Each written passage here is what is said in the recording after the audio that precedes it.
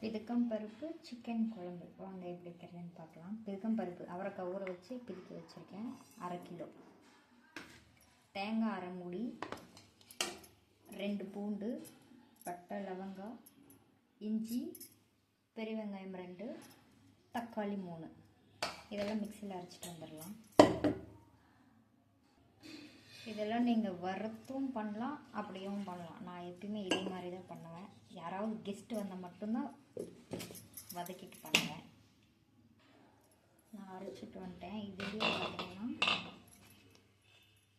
தனியாத்தூள், மல்லித்தூள் ஒரு 5 டீஸ்பூன், இதில் பார்த்துக்கோங்க 5 ஸ்பூன் போட்டிருக்கேன்.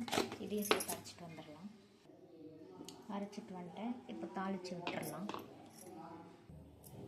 தாளிப்புக்கு சட்டி வச்சுருக்கேன். நீங்கள் குக்கர், பாத்திரம் எது வேணாலும் வச்சுக்கலாம். சட்டி சூடானதும் சிக்கன் வறுத்த எண்ணெய் தேவையான அளவு ஊற்றிக்கலாம். நீங்கள் நார்மல் எண்ணெய் ஊற்றிக்கலாம். எனக்கு இந்த எண்ணெய் இருக்குன்ட்டு நான் இதை ஊற்றிட்டேன். எண்ணெய் சூடானதும் அவரைக்காய்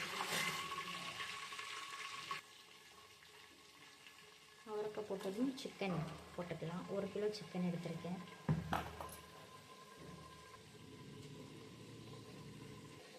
மிக்ஸ் பண்ணிக்கலாம்.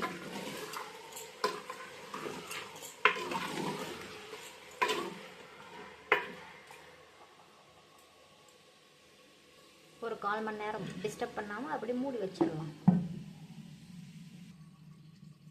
இப்போ ஓப்பன் பண்ணி பார்க்கலாம்.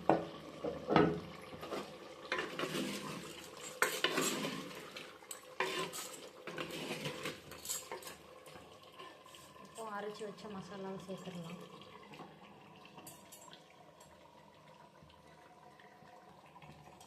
மிக்ஸ் பண்ணி வச்சிடலாம்.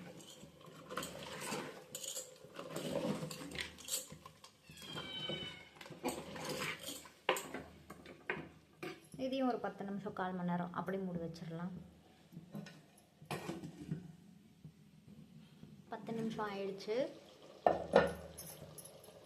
இப்போ மஞ்சள் தூள்,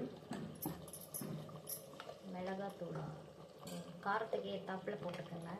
எனக்கு 2, 3, இதில் 3 போட்டுக்கிறேன். தேவையான அளவு உப்பு. ஏற்கனவே நம்ம மல்லித்தூள் போட்டாச்சு, அதனால் இப்போ போட வேண்டியதில்லை. இதுக்கப்புறமா உங்களுக்கு தேவைப்படுதுன்னா நீங்கள் போட்டுக்கலாம். மிக்ஸ் பண்ணிவிட்டு இதையும் ஒரு 10 நிமிஷம் அப்படி விட்டுறலாம்.